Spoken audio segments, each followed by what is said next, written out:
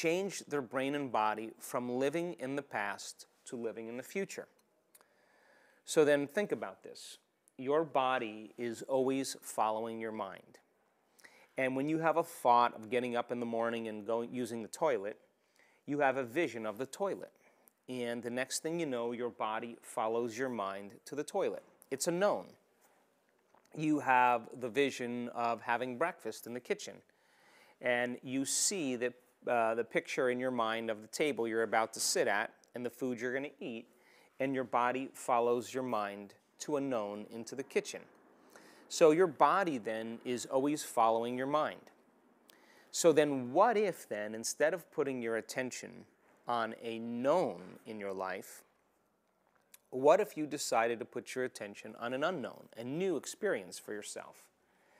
And if where you place your attention is where you place your energy, and you begin to invest your energy into a new future, and you keep revisiting that future every single day and broadcasting new information into the field and taking time with an elevated emotion to draw the experience to you, if you did that every single day, your body should follow your mind in a state of flow to an unknown experience, just like it follows your mind to the toilet every morning. So what's the relevance behind that?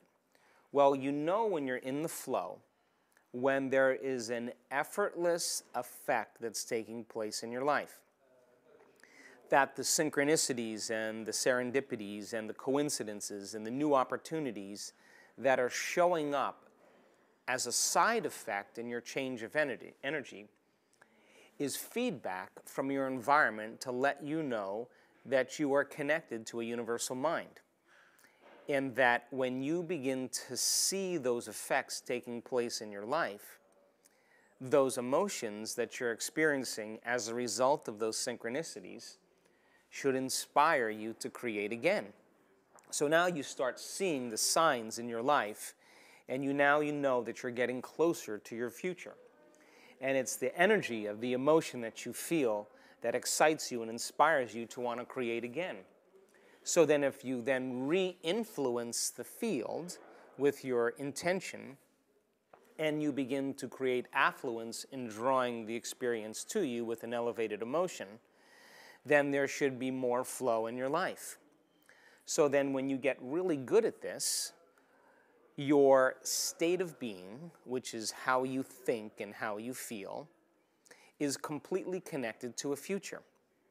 And when you're maintaining that modified state of mind and body, independent of the conditions in your environment, independent of the emotions and old habits that are connected to the body, and independent of time, you should begin to see measurable changes in your life. And they will always come in a way that you least expect.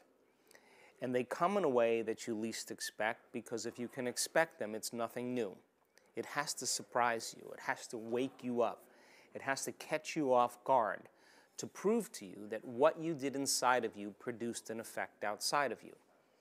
Now, this is where it gets exciting because when you can correlate the changes that you're making inside of you with the effect that you're producing outside of you, you're going to pay attention to what you did and you're going to do it again. And now you experience greater degrees of flow in your life.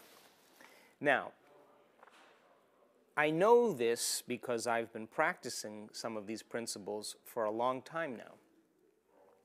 Many people say, I want abundance in my life, or I want a new relationship in my life, or I want freedom in my life. And they're making those decisions based on the lack that they experience from past relationships, or from circumstances where they had no money, or from situations in their life where they felt controlled. So now they're wanting the opposite of what they've had. And very few people take the time to wonder about what it is to be wealthy, to contemplate what it is to be healthy or happy or free, to spend more time really thinking about what it would be like to be in a healthy relationship. And it's the act of wondering that begins to build the neurological architecture in your brain in preparation for that experience. So the more knowledge you have about the future you want to embrace, the more aware of the outcome you can create. So many people say that I want wealth, or they want a new relationship, or they want freedom, but they don't have the neural circuitry to even understand or create what that means. So why is that relevant? It's important because if you're going to truly create a future, the more you know about the future you're going to create, the greater your imagination. The greater your imagination, the longer you're putting your attention and intention on that future. So then when you create that future then, and you've begin to install the neurological hardware in your brain to look like that future has already occurred because you've been thinking about it enough, the process of firing and wiring in your brain causes that hardware to become a software program. The effect of that is that you'll naturally think like an abundant person. You'll begin to act like a person who's in love with themselves and who is in love with life.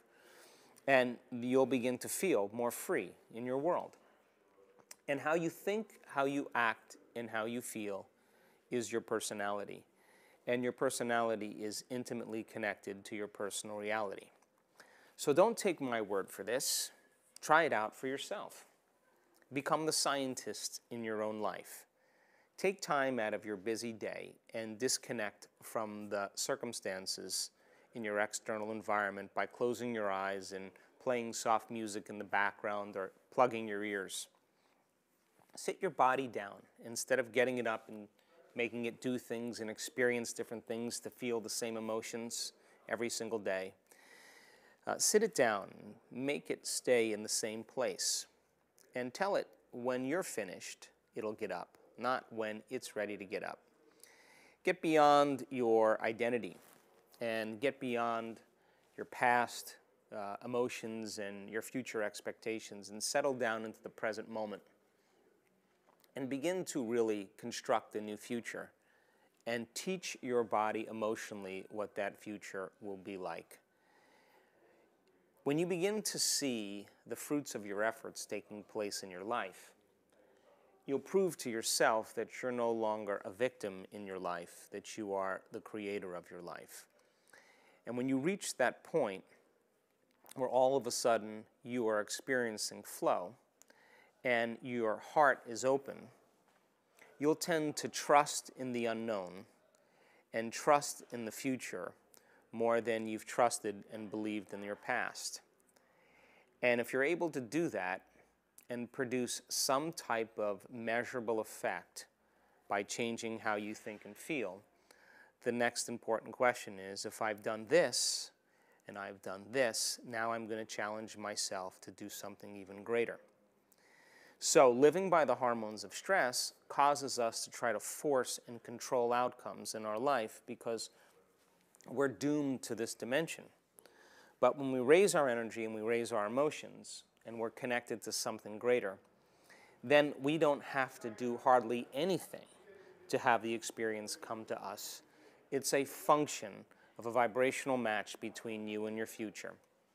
And when there's a vibrational match between you and your future, the longer you're aware of that energy, or the longer your consciousness lingers in that energy, the more you draw your future to you. Try it out.